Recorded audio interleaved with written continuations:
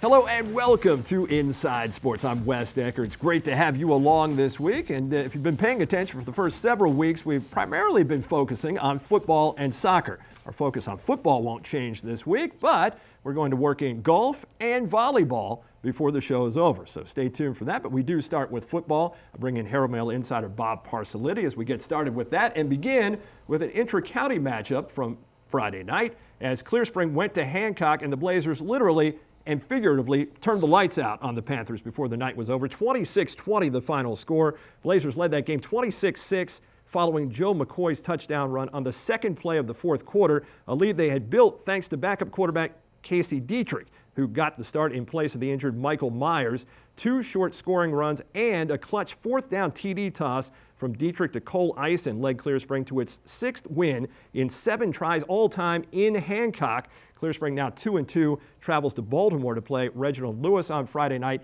Meantime, Hancock now at 0-4 goes searching for its first win of the year in Princess Anne, Maryland on Friday against Washington. Bob, like Clear Spring, St. James found success with a backup QB on Saturday and probably not one that they thought they would have to go to this season, but a great effort overall. Well, Cole Manus came in from receiver and took over for the injured Tyler Rahman, and it wasn't the way that Tyler runs things, but they were really efficient and they did really well in the game against FSK. Yeah, I would say efficient and proficient, 67 points, a school record, and Cole Manus is our Buffalo Wild Wings Player of the Week this week. His stat line, 6 of 9 through the air, no interceptions, 147 yards, 3 touchdowns, and then 7 rushes for 74 yards and another score. So just a tremendous effort by Manus, moving from receiver to quarterback. Well, it's a little bit of the small school domino effect. They moved him over from receiver to quarterback. Did a great job. He added a dimension with his running because he runs like a fullback, where Tyler Raymond usually scrambles and looks for yards. You know, he was taking on the defense head up. When he moves over, they brought Omar Habaway in to play receiver, and all of a sudden you have a 6'5", 250-pound frame over there, and he breaks a touchdown. He lays out somebody with a great block for John Meshie's run, and things just moved from there. The other side of the ball, they moved Chase Asinga up from defensive back to take over the linebacking spot for Manus because they didn't want to get him hurt, and he did a really good job up there too for them.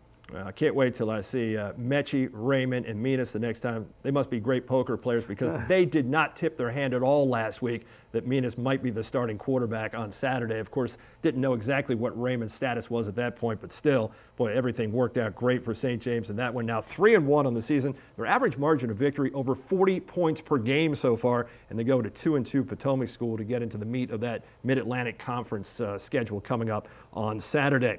No matter how much the youngsters made us want to believe, perhaps it wasn't terribly shocking that South Hagerstown lost last Friday at Linganore. Consider the stature of Linganore as a perennial power that entered the night a perfect 5-for-5 against South, but the surprise came in the form of the final score, 20-0. It marked the first time the Rebels had been kept off the scoreboard since Coach Peer became head coach. South's first shutout loss since November 6, 2009, a stretch of 66 games, and a battle of 3-1 teams now sets up on Friday as South goes to Westminster. South's problem in this game, they played very well, it seemed, head up, but they had 3 mistakes on special teams, which led to all 3 of the touchdowns for Linganore. And we've talked about it, how the mistakes that South has made so far this season leading into that game had not been the ones that had cost them on the scoreboard in the end. In this game, they needed to play almost a perfect game, and they didn't quite get that done. Yeah, an onside kick, they didn't recover, interception return, and a block kick. And yeah. That was the difference. Yep, special teams, they can be the difference sometimes, unfortunately.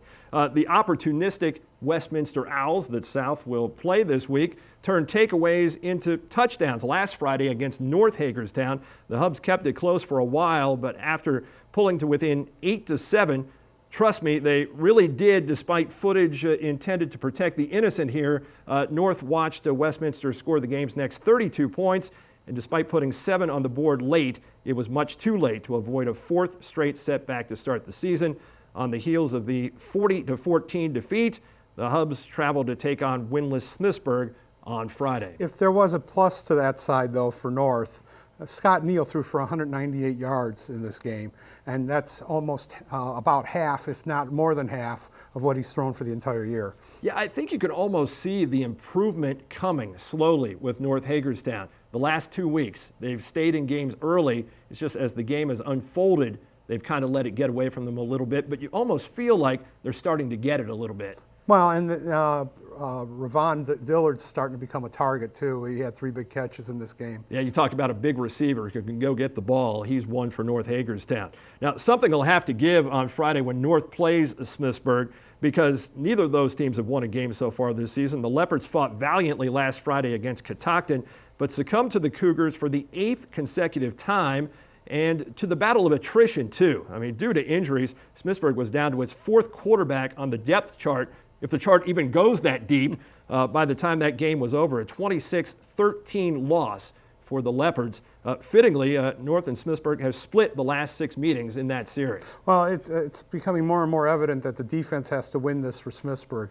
They've played 4 games. They haven't scored more. They scored 13 points 3 times and got shut out the 4th. So if they're letting go anything over 14, it seems like that's the death of them right there. It's the magic number right now. So again, one of these teams will break into the win column by the time Friday night is over.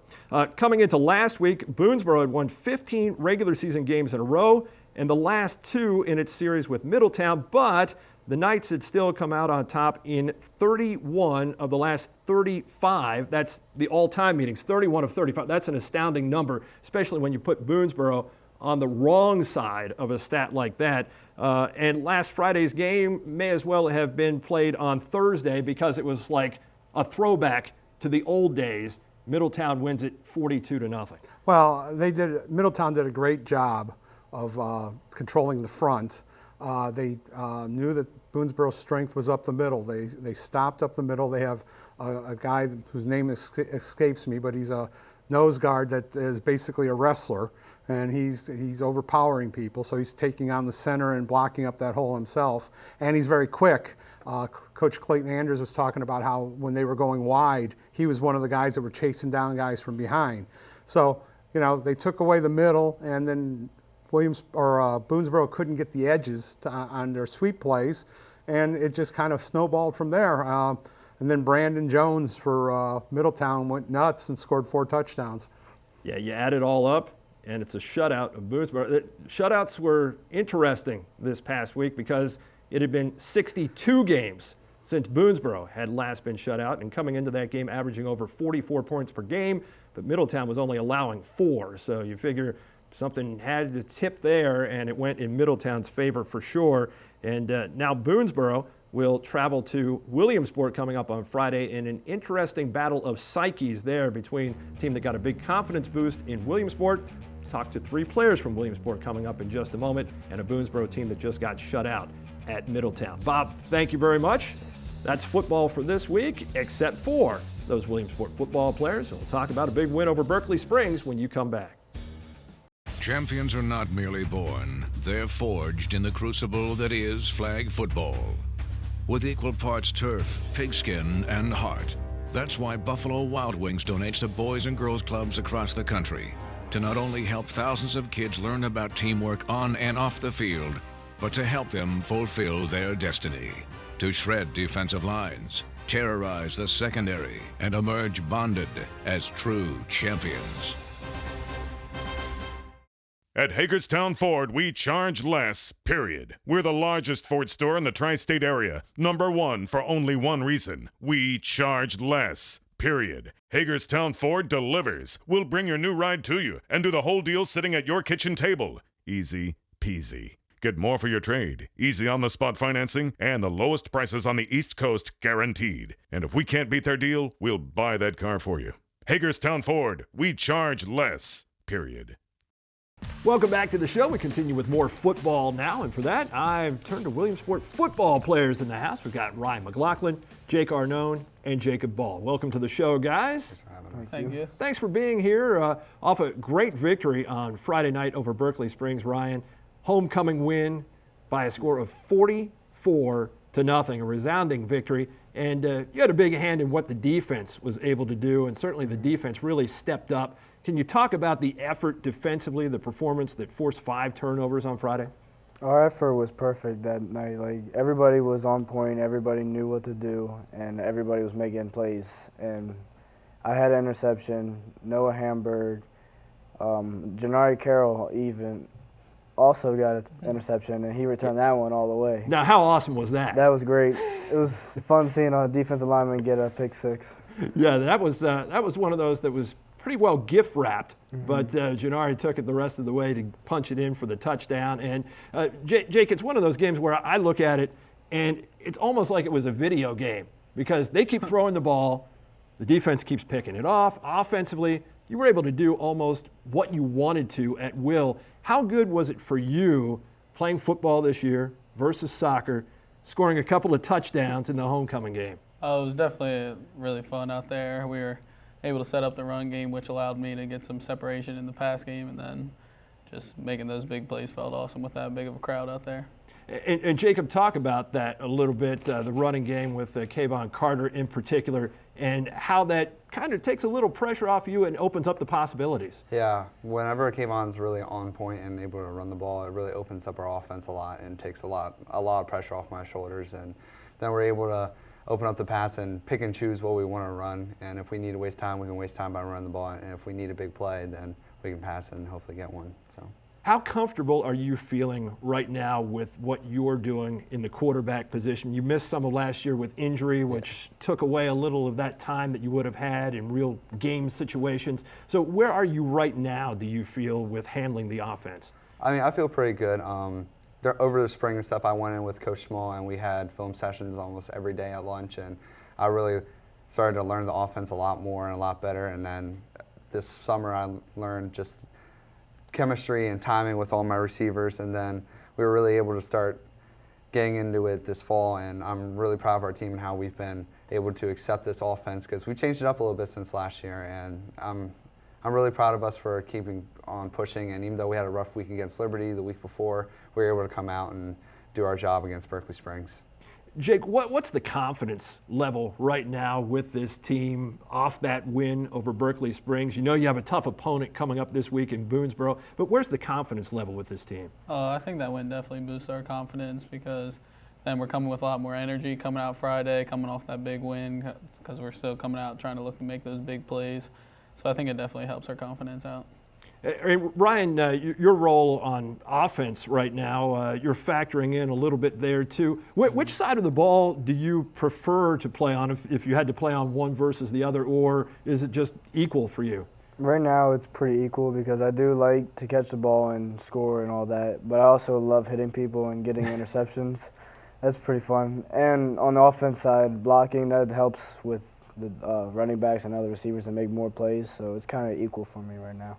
Had it been tough defensively the last couple of games, given the fact that the offense wasn't necessarily putting a lot of points on the board yet, the defense seemed to be playing relatively well? Was it nice to get that payoff on Friday night with the shutout? Yeah, it was definitely nice to get the shutout because a few weeks we've tried to stop the other teams but haven't had success because of not being able to score. But it was just a whole lot better being able to shut them out and put points up on the board as well. And Jake, that was the first shutout for Williamsport football team in 16 games, and you factored in on defense throughout the course of the season. Can you describe what this year has been like for you joining the football team and the mentality that you sort of bring? Yeah, joining the football team this year, definitely I think I brought a lot of energy to it on defense and trying to make some big plays, and then I think other guys also feed off that, and I feed off the other guys, and I think it definitely helps. Are you surprised with the success that you've had? I mean, you're an excellent athlete, but are you surprised that you've been able to step in and be an impact player offensively and defensively? A little bit, yeah, but I knew whether if I wasn't making some plays, some games I knew my other teammates were going to be able to make them, so I didn't have too much pressure on, so I was just able to go out and have fun. And I really shouldn't count out special teams either. Big kickoff return in that game to start the second half too. And Jacob, offensively, You scored a couple of long touchdowns this year on runs. When you get out there and you're seeing the defenders converge on you, what's working for you? Because, forgive me for saying this, you don't look like the most fleet of foot type of guy, but 2 long touchdown runs this season. Well, yeah. What really helps is just they respect our receivers a lot, and I would respect them too, because we have great athletes out there, and it really opens up then the run game for me. And they respect Kayvon so much that I'm able to read the defense and pick and choose when I have to run. I don't like being a run-first quarterback. I like to be able to pass it, but if I need to, I'm willing to run the ball for my team. Yeah, and hopefully have success at it. Yeah, always great to be able to spread the field and do what you need to do. Well, guys, again, congratulations on the win on Friday night. Good luck this week against Boonesboro, and we look forward to seeing you on Antietam Cable. Thank you. Thank you very much. I'll be back right after this. Show continues with Dan Kaufman and volleyball in just a moment. Have you ever felt like you were up to your neck in alligators when trying to buy a used car? They promise you one thing, but don't deliver. The payment is $100 more than you said. As is? If it's such a great car, why is it as is? I'm going to High-Low Auto Sales. See you later, alligator. When buying a car, don't try to wrestle with alligators. Let the pros at High-Low worry about your credit. Hurry into High-Low Auto Sales, where you always get a 6-month, 6,000-mile warranty. Go to highlawautosales.com today. Hamilton Nissan made buying my new Nissan Rogue an easy decision. Every car they sell automatically comes with their Hamilton for Life program. With it, I get free oil changes, free tire rotations, free car washes, and Hamilton's limited lifetime engine guarantee. And this mom didn't pay a dime for that peace of mind. It completely took the worrying out of car buying, and it's keeping my family on schedule, and we have a lot of places to go. The Hamilton for Life program, getting you where you need to go. Welcome back to Inside Sports. We continue now with volleyball, and through Monday's matches, we've got one team who remains undefeated at the present time, and to talk about it, I bring him back, despite everything he did to me in the promo to begin the show. I always go back to this because I just remember how much he enjoyed it. Dan Kaufman. You dried off well, though. I don't think there's any long-term damage, no concussions or anything like that. So. No, as far as I know, I've been checked out, and I'm good to go. Yes, now, you are normally weird. Yeah, that's right. And I want to start with the Smithsburg Leopards because they really accommodated you when you were there to cover the match against Boonesboro. There was literally a Dan Kaufman section. How did you make that happen? I've never seen that before at Smithsburg. I'm used to capacity crowds there, and I guess the student section was a little smaller than normal. So it was good because I was trying to shoot video and take notes at the same time, and a lot to do these days as a journalist. So that was good for me, and saw some really good volleyball from Smithsburg side. They pleasantly surprised me that night. Yeah, Smithsburg so far this season, as I mentioned, 4-0. They've dropped just a single set while starting just a single senior this season. That's pretty impressive. Yeah, and I mean, last year when they had the 5 seniors and the 2 outstanding 6-foot middles, kind of people knew what was coming, and they were as advertised. It's interesting because a kind of a side story to last year's season was how strong they were serving-wise. They had 4 or 5 girls who could step up at that service line and reel off, 5, 6, 7 points in a row or ace threats. And again, maybe that got overshadowed a little bit by their 6-footers.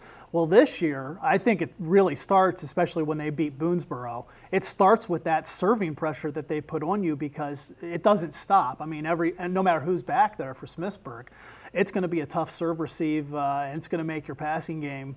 It's really going to put it under the spotlight. And when I saw them play Boonesboro, that's what got the best of Boonesboro. 20 aces by Smithsburg, and the Warriors just couldn't handle the pressure. Yeah, you better be prepared if Smithsburg is serving. I think that's the message that goes out. And pretty impressive that they went to Heritage and won 3 sets to 1-2 in my mind. Yeah, absolutely, because Heritage was amped up. Now they had to get over some nerves in that first set.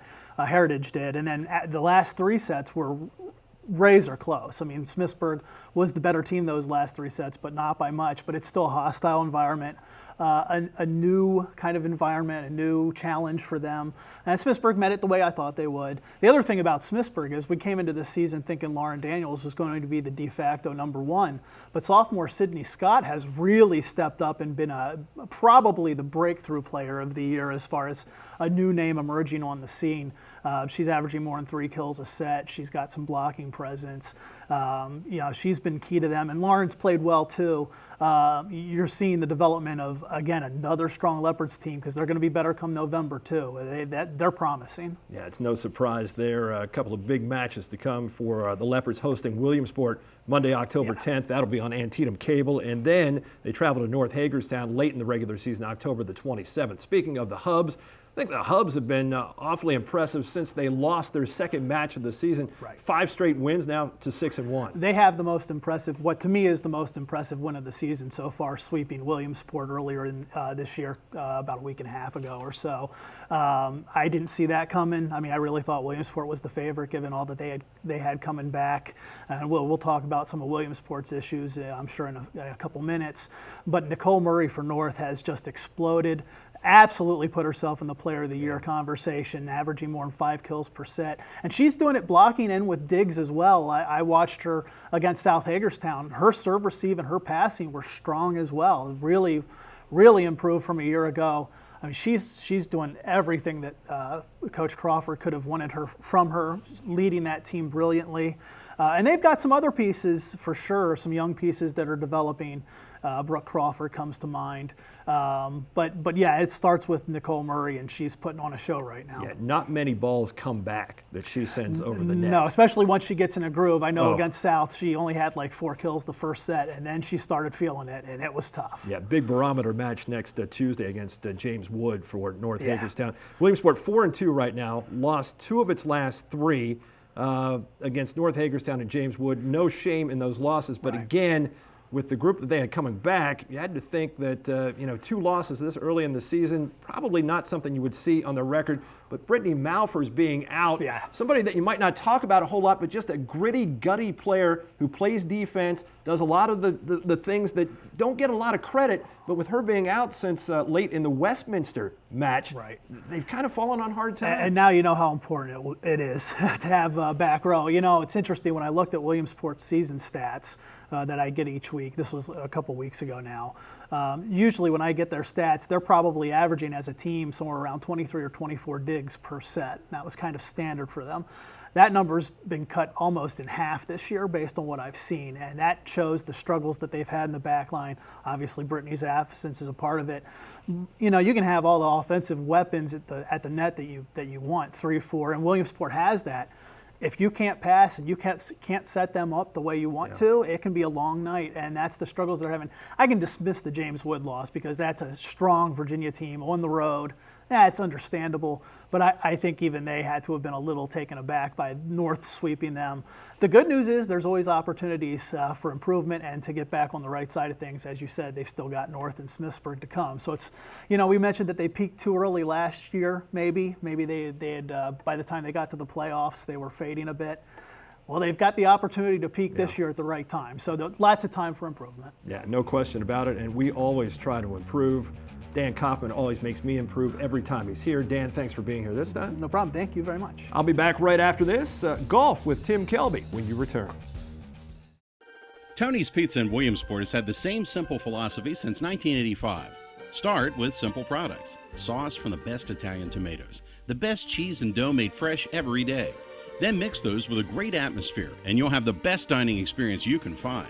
Tony's is known for their pasta dishes, subs, pizzas, and specialty items like their Nutella Dots and the famous Crazy Tony.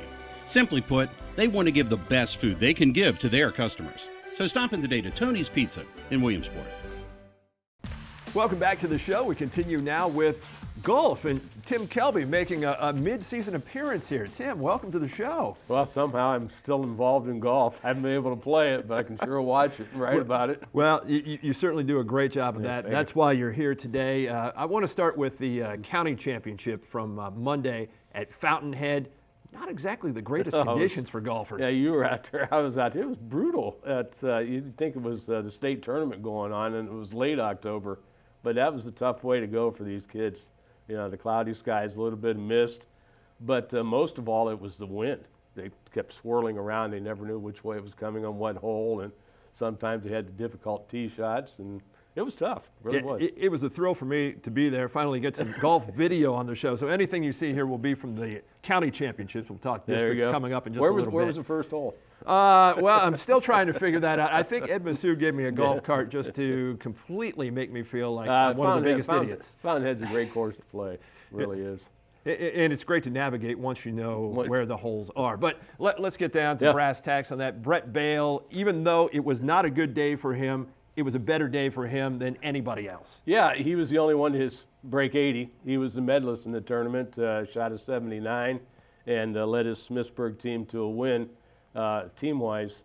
It was the first one for Smithsburg in a couple of years. Boonesboro had won last year, and then North had ruled before that for 4 years. So it was good for the Leopards to get back. But the last time 2 years ago when he was the medalist, I think he shot a 76. So I hope you want to improve over a couple of years. Right. But it was really tough.